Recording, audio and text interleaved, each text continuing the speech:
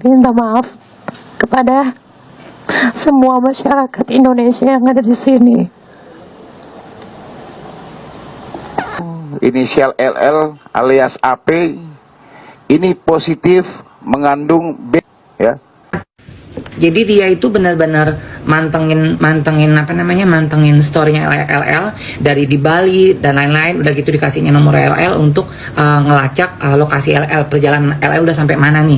Nah, kenapa dia bisa tahu unit LL, alamat LL? Jadi dia beralibi untuk endorse pada saat itu. Dia mau endorse, jadi dia mau kirim barang endorsan. Jadi disitulah dia dapat alamat LL, dapat unitnya di mana, dan akhirnya dia kasih ke oknum itu, ini alamatnya, unitnya dan lain-lain. Dia bilang sampai dia bilang, oh LL itu suka nyimpan Rika-Rika, kita nggak bisa sebutin ini takutnya kena ban kan.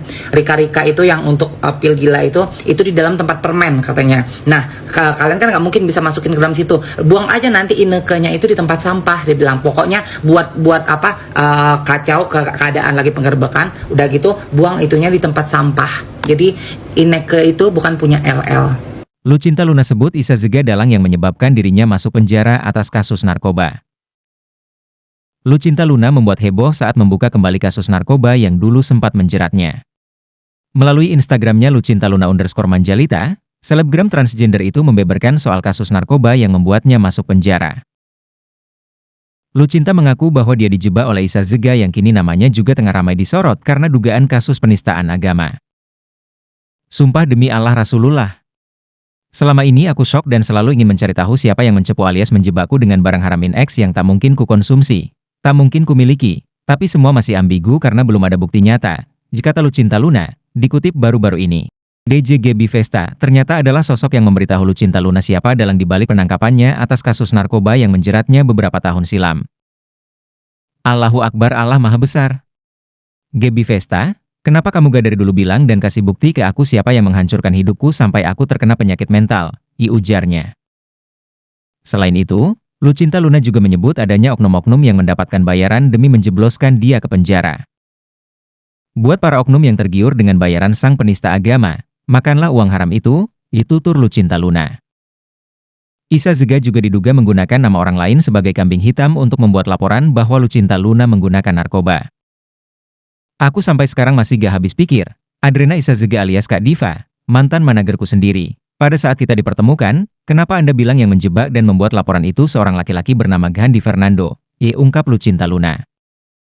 Lucinta Luna tak habis pikir, karena sosok yang sempat menjadi sahabatnya itu justru tega melakukan hal kejam seperti itu.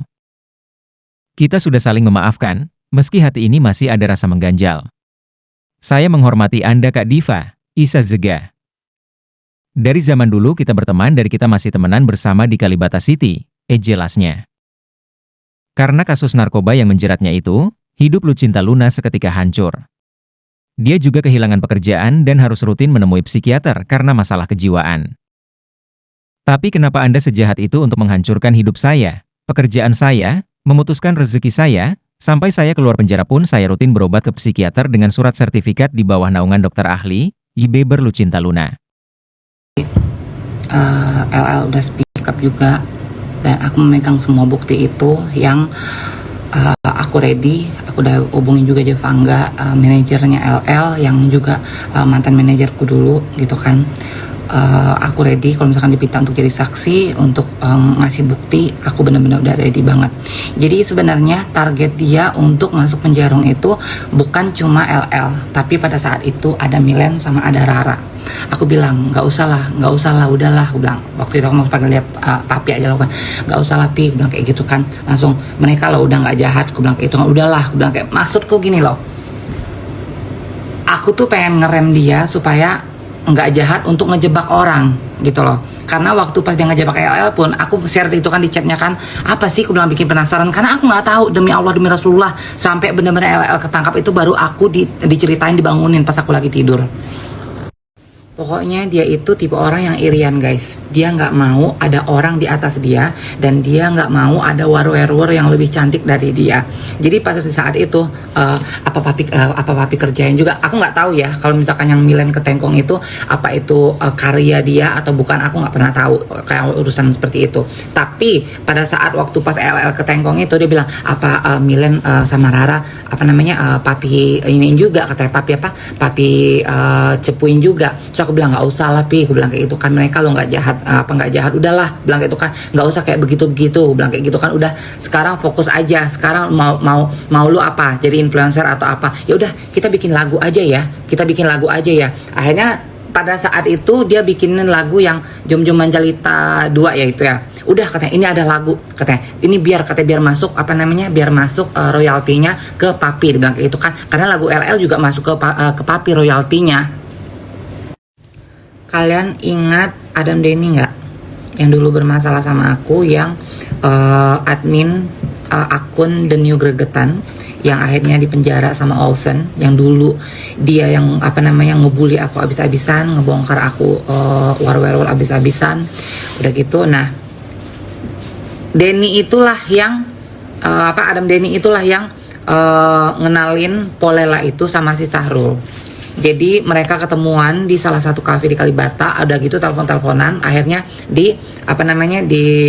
perkenalkanlah Polela itu. Aku nggak tahu siapa persis, tapi memang seingatku seperti nama yang LL sebutin itu Ilham, tapi aku nggak tahu persis, aku lupa itu karena kejadian udah lama banget. Tapi yang ngenalin Polela itu Adam Denny, dan memang dia yang telepon sama Polela itu semuanya. LL udah mendarat tuh semuanya, sampai Polela itu nunggu di basement, semuanya aku dengar banget dengan jadi dia itu benar-benar mantengin storynya LL dari di Bali dan lain-lain. Udah gitu dikasihnya nomor LL untuk ngelacak lokasi LL, perjalanan LL udah sampai mana nih.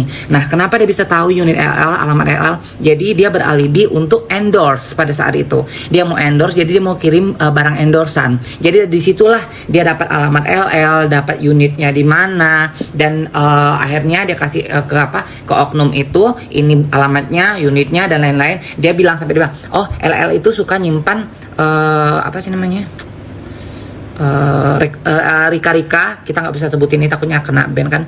Rika itu yang untuk pil gila itu di dalam tempat permen katanya. Nah, kalian kan nggak mungkin bisa masukin ke dalam situ, buang aja nanti inekenya itu di tempat sampah, dia bilang. Pokoknya buat kacau keadaan lagi penggerbekan, udah gitu buang itunya di tempat sampah. Jadi ineke itu bukan punya LL. Jadi si Sahrul itu tipe orang yang kalau misalkan emang dia benci, dia nggak suka, atau dia ngerasa orang itu adalah kompetitornya, atau dia pesaing bisnisnya, atau orang itu lebih cantik dari dia, lebih terkenal dari dia, lebih kaya dari dia akan menghalalkan segala cara untuk menghancurkan orang itu. Sudah terbukti LL dihancurkan sama dia, dan Milen juga sampai dia punya niat, tapi aku nggak tahu pas LL ke Tengkong itu apakah permainan dia di belakang itu, aku nggak tahu itu. Tapi yang dia niatnya memang iya, ke Rara juga niatnya dia iya, terus ke aku dia udah menghancurkan bisnisku juga, dan targetnya sekarang itu dia itu pengen ngancurin Nikita. Jadi benar-benar Nikita, karena dari dulu itu dia pengen ngancurin Nikita tapi nggak bisa gitu loh. Nah, makanya sekarang itu dia senang semuanya bersatu untuk melawan oknum-oknum nakal di instansi kepolisian. Jadi nggak usah takut, kita lawan, udah saatnya.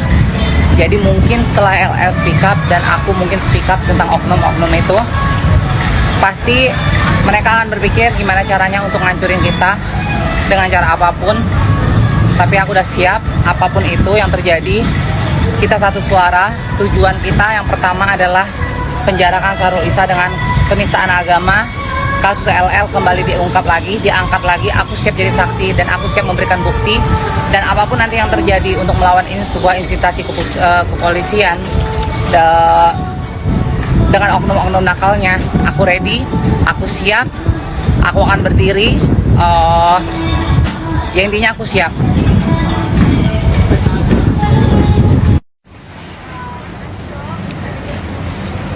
Gue di sini roll. Lu bilang katanya gua kabur, gua ngumpet, gua nggak pernah ngumpet. Sawadee Kapi. Dari kemarin gue tetap berkeliaran di pasar, di mall untuk belanja. Jadi kalau misalkan lu bilang gue ngumpet, lu kan gue tunggu dari kemarin di restoran ikan tunduk, nggak datang. Gue tunggu lagi sampai di klinik, lu nggak datang.